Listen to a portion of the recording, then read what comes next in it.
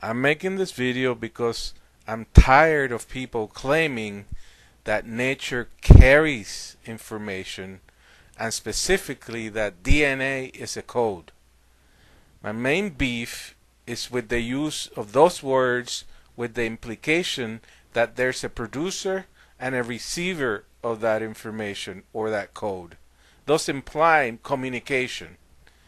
People, there is no evidence of any such implication. You're using those words in the wrong context. You're using those words to imply a relationship that is not there.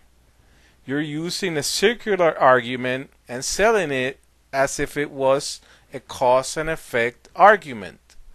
Basta! Yeah. I'm telling you, it's enough! Basta, Satan! Basta!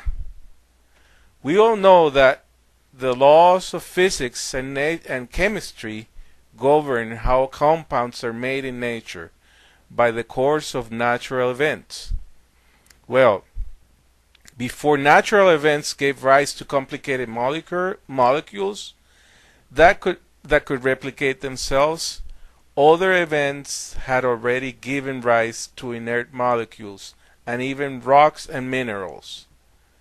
Does that mean that their chemical formulas are information or codes? No.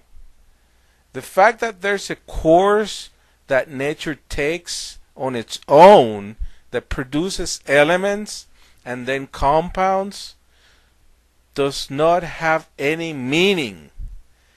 It does not mean that those elements and those compounds are information or codes.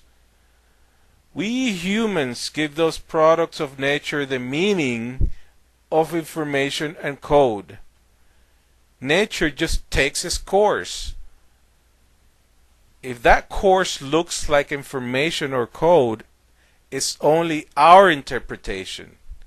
Stop trying to find meaning where there is none.